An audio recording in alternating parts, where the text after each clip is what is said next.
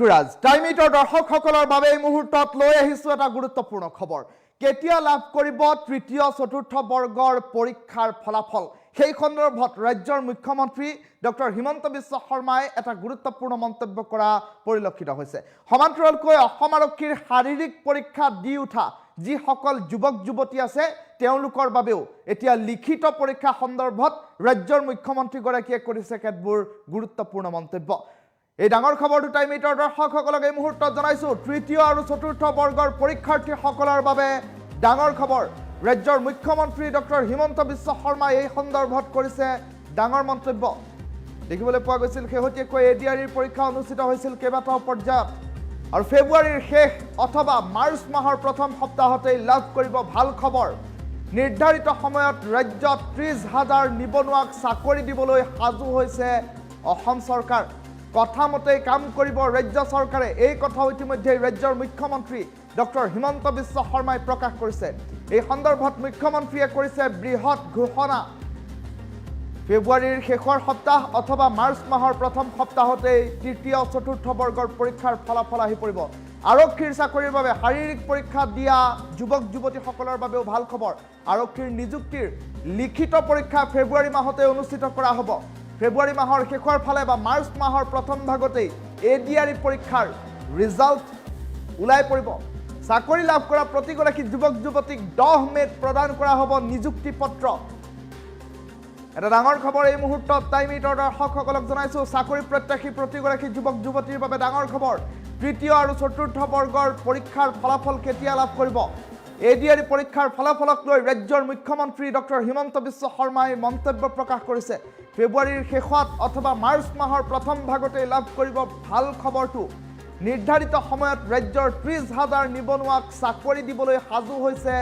ৰাজ্য চৰকাৰ আৰু কথামতে ৰাজ্য চৰকাৰে কাম কৰিব প্ৰতিশ্ৰুতি দিয়া অনুসৰি প্ৰতিশ্ৰুতি ৰক্ষা কৰাৰ বাবে ইতিমধ্যে কাম কাজ আৰম্ভ হৈছে এই সন্দৰ্ভত ৰাজ্যৰ মুখ্যমন্ত্ৰীগৰাকীয়ে দিন ঘোষণা কৰিছে এক বৃহৎ ঘোষণা কৰা পৰিলক্ষিত হৈছে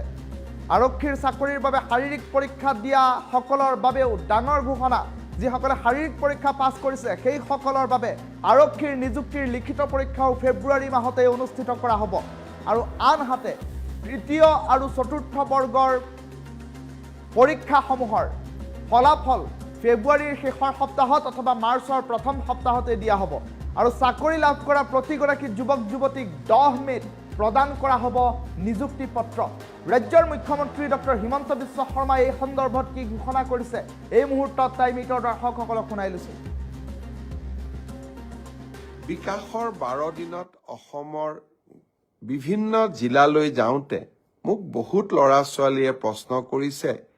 যে পুলিচৰ ফিজিকেল ফিটনেছ আমি পাছ কৰিলো এতিয়া লিখিত পৰীক্ষা কেতিয়া হ'ব ফেব্ৰুৱাৰী মাহৰ ভিতৰত এই লিখিত পৰীক্ষা সমাপন কৰাৰ বাবে আমি প্ৰচেষ্টা কৰিম বহুত ল'ৰা ছোৱালীয়ে সুধিছে যে মামা এডিআৰই ৰিজাল্ট কেতিয়া দিব এডিআৰই ৰিজাল্টটো আমি তৃতীয় আৰু চতুৰ্থ বৰ্গৰ আটাইকেইটা পৰীক্ষাৰ ৰিজাল্ট আমি ফেব্ৰুৱাৰী মাহৰ শেষৰ ফালে বা মাৰ্চ মাহৰ প্ৰথম সপ্তাহতে দিবৰ বাবে আমি চেষ্টা কৰিম ইতিমধ্যে এই গোটেই প্ৰচেষ্টাবোৰ আৰম্ভ হৈছে আৰু আমাৰ প্ৰচেষ্টা হ'ব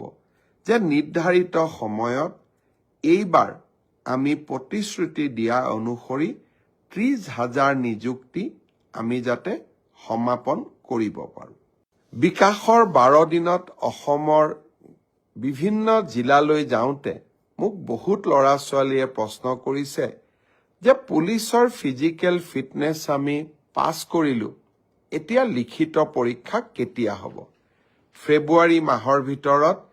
এই লিখিত পৰীক্ষা সমাপন কৰাৰ বাবে আমি প্ৰচেষ্টা কৰিম বহুত ল'ৰা ছোৱালীয়ে সুধিছে যে মামা এডিআৰই ৰিজাল্ট কেতিয়া দিব এডিআৰই ৰিজাল্টটো আমি তৃতীয় আৰু চতুৰ্থ বৰ্গৰ আটাইকেইটা পৰীক্ষাৰ ৰিজাল্ট আমি ফেব্ৰুৱাৰী মাহৰ শেষৰ ফালে বা মাৰ্চ মাহৰ প্ৰথম সপ্তাহতে দিবৰ বাবে আমি চেষ্টা কৰিম ইতিমধ্যে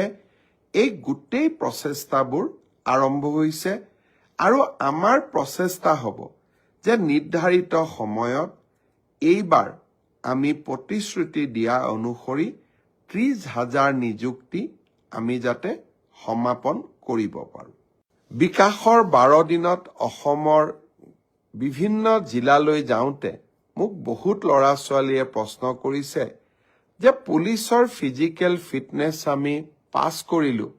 এতিয়া লিখিত পৰীক্ষা কেতিয়া হ'ব? ফেব্ৰুৱাৰী মাহৰ ভিতৰত এই লিখিত পৰীক্ষা সমাপন কৰাৰ বাবে আমি প্ৰচেষ্টা কৰিম। বহুত ল'ৰা ছোৱালীয়ে সুধিছে যে মামা এডিআৰই ৰিজাল্ট কেতিয়া দিব? এডিআৰই ৰিজাল্টটো আমি তৃতীয় আৰু চতুৰ্থ বৰ্গৰ আটাইকেইটা পৰীক্ষাৰ ৰিজাল্ট আমি ফেব্ৰুৱাৰী মাহৰ শেষৰ ফালে বা মাৰ্চ মাহৰ প্ৰথম সপ্তাহতে দিবৰ বাবে আমি চেষ্টা কৰিম। ইতিমধ্যে এই গোটেই প্ৰচেষ্টাবোৰ আৰম্ভ হৈছে আৰু আমাৰ প্ৰচেষ্টা হ'ব